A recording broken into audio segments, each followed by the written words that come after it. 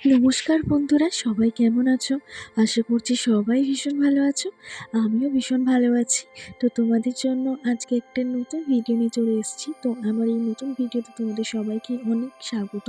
তো কালকে ছিল শিব চতুর্দশী। তো সেটারই আমি একটা ছোট্ট ভিডিও নিয়ে চলে এসেছি। তো শিব চতুর্দশী উপলক্ষে আমি বিগত প্রায় কয়েক বছর প্রত্যেক বছরই আমি এই উপবাস করি আর মহাদেবের পূজা আরাধনা করি। তো এবছরও সেটা বন্ধ হয়নি। তো হয়তো এটা আমি এবছরটা একটু ছোট্ট করে করেছি, কিন্তু একেবারে বন্ধ করতে পারিনি। কারণ মন টানে না যে না পুজো করে থাকি। যেহেতু এটা আমার অভ্যাস হয়ে গেছে, এখন প্রত্যেক বছরই তাই করতে ইচ্ছে করে, না করে থাকতেই পারি না। তো সারাদিন অফিস করার পর আমি না খেয়ে তারপরে অফিস থেকে ফেরার সময় পূজার সামগ্রী কিনে নিয়েছিলাম। দেন বাড়িতে এসে আমি স্নান সেরে নতুন জামা পরে পুজো দিতে চলে এসেছিলাম। আগে অবশ্যই নিজের বাড়ির ঠাকুরের পুজো করেছি, তারপরে আমি মন্দিরে এসেছিলাম আমার বাড়ির সামনেই। তো ফলগুলো নিয়ে এসে আমি ভালোভাবে জল দিয়ে ধুয়ে নিয়েছিলাম। তারপরে আমি অভিষেক করার জন্য ঘি দিয়ে মহাদেবের মাথায় ভালোভাবে আমি প্রলেপ দিয়েছিলাম। তো ঘিটাকে ভালোভাবে অর্পণ করার পর আমি আমি দিয়েছিলাম মধু। মধুটাকেও ভালোভাবে মহাদেবের মাথায় আমি অর্পণ করেছিলাম। তো ভালোভাবে ঘি মধু অর্পণ করে নেওয়ার পর আমি কিন্তু অ্যাপ্লাই করেছিলাম তারপরে দুধ। তো দুধটাকে তারপর মহাদেবের মাথায় আমি অভিষেক করেছিলাম। তো আমি জানি তোমরা সবাই সেটা করো। আমি এটা আমার মতো করে পুজোটা করেছি এবছর, পুরোহিত মশাই ছাড়া, ব্রাহ্মণ ছাড়াই। তো হয়তো আমি পুজোর পদ্ধতিটা প্রপার করতে পারিনি নিয়ম বিধি মেনে, কিন্তু নিজের মনের মতো করে করেছি। এর মধ্যেও একটা অদ্ভুত শান্তি থাকে, যেটা আমি এবছর অনুভব করেছি। আর খুব শান্তভাবে নিরিবিলি একা নিজের মতো করে পুজো করেছি। তো তারপর আমি করেছিলাম দই দিয়ে ভালোভাবে অর্পণ করার পর আমি গঙ্গা জল দিয়ে ভালোভাবে স্নান করে দিয়েছিলাম মহাদেবকে, সুন্দরভাবে জল ঢেলে ওম নমঃ শিবায় মন্ত্রটা উচ্চারণ করতে করতে। তো তারপর তোমরা দেখতেই পাচ্ছ মহাদেবটাকে সুন্দরভাবে স্নান সেরে পুরো চকচক করছিল। তারপর আমি আমার মহাদেবের জন্য সাদা চন্দন বেটে সুন্দরভাবে আমি মহাদেবের মাথায় সেটাকে লাগিয়ে দিয়েছিলাম। তো শ্বেতচন্দন তো শিবের মাথায় অর্পণ করতে হয়, তো সেই জন্য শ্বেতচন্দন দিয়েছিলাম। তো তারপর আকন্দ ফুলের মালা আমি মহাদেবের গলায় পরিয়ে দিয়েছিলাম। তারপর বেল, ধুতরা ফুল, সাদা ফুল দিয়ে আমি ঠাকুরকে সুন্দর করে সাজিয়েছিলাম। আর আমি 4 রকমের ফল নিয়েছিলাম, যেহেতু আমি এবছর 4 প্রহর সারা রাত জেগে পুজো করতে পারবো না, তো একবারই পুজোটা করেছিলাম।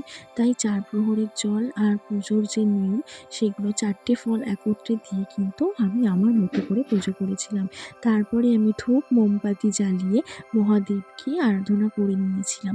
যেগুলো নিয়ম হয় 4 প্রহর ধরে, সেটা আমি নিজের মতো করে একেবারেই করেছিলাম। তো আমি সারা রাত এই বছর জাগতে পারিনি, আমার অফিসের কারণে মান্থ এন্ডে প্রচুর প্রেশার থাকে।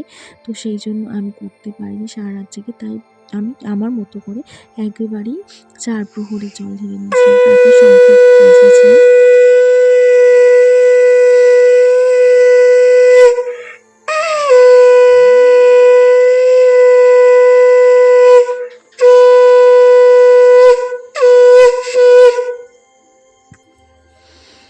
আর আমিও জানি যে তোমরাও সুন্দর করে তোমাদের বাড়ির ঠাকুরকে পুজো করেছিল তোমাদের মতো করে, কেউ বা মন্দিরে, কেউ বা নিজের বাড়ির ঠাকুরকে।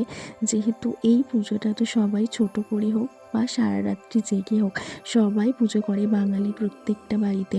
তাই জন্য তোমাদের সাথে এই ভিডিওটা শেয়ার করলাম। তো তোমাদেরও যদি এরকম শিব পুজো করতে খুব ভালো লাগে বা তোমরা প্রত্যেক বছর করো, তোমরা অবশ্যই কমেন্টে জানিও। আর আমার পুজোর আজকে যে ভিডিওটা তোমাদের সাথে শেয়ার করলাম, তো তোমাদের কেমন লেগেছে তোমরা অবশ্যই জানিও। হতে পারে আমি এটা ব্রাহ্মণের মন্ত্র দ্বারা পুজোটা করতে পারিনি, নিজের মতো করে করেছি। কিন্তু সত্যি বলবো, ব্রাহ্মণের দ্বারা পুজো হয়তো আমি করেছি এর আগে প্রত্যেকবার, কিন্তু নিজের মতো করে পুজো করার মধ্যে যে স্যাটিসফ্যাকশান, যে আত্মতৃপ্তি, মহাদেবকে সেবা করে, মহাদেবকে সমস্ত কিছুটা দিয়ে নিজের সাধ্যি মতো পুজো করে, সেই আত্মতৃপ্তিটা হয়তো ঠাকুরমশাইয়ের মন্ত্র পড়ে কিন্তু সেটা আমি পাই না। এটা এবছর আমি অনুভব করেছি নিজের মন থেকে, সেটাই আমি শেয়ার করলাম। হয়তো সেটাও পুজোর একটা পদ্ধতি। হয়তো মনে হয় যে ঠাকুরমশাইয়ের মন্ত্রটা খুব গুরুত্বপূর্ণ, কিন্তু নিজের মনের থেকে মনের ভক্তি দিয়ে পুজো করার মধ্যে যে একটা আলাদা অনুভূতি, একটা আধ্যাত্মিক পরিবেশ, যে একটা মানসিক শান্তি, আত্মতৃপ্তি হয়, সেটা আমি বলে বোঝাতে পারবো না। তোমরা যারা এটার মধ্যে যখন পুজোর মধ্যে যখন প্রবেশ করবে, যখন এই শান্তিটা খুঁজে পাবে, সেটার মধ্যে একটা আলাদাই আনন্দ, শান্তির একটা অনুভূতি তোমাদের মধ্যে কিন্তু সৃষ্টি হবে। সেটাই আমার হয়েছিল এবছর পুজো করতে গিয়ে। তো সেটাই আমি তাই তোমাদের সাথে শেয়ার করলাম। আর ঠাকুরের পুজো করতে তো সবারই ভালো লাগে, আর ঠাকুরের পুজো করার মধ্যে যে একটা শান্তি আছে, সেই আলাদাই শান্তিটার অন্য কোথাও কিন্তু পাওয়া যায় না। তাই জন্য তোমাদের সাথে আমি আমার শান্তির ভিডিওটা শেয়ার করলাম। তো আমার ভিডিওটা দেখার জন্য তোমাদেরকে অসংখ্য ধন্যবাদ। Thank you so much.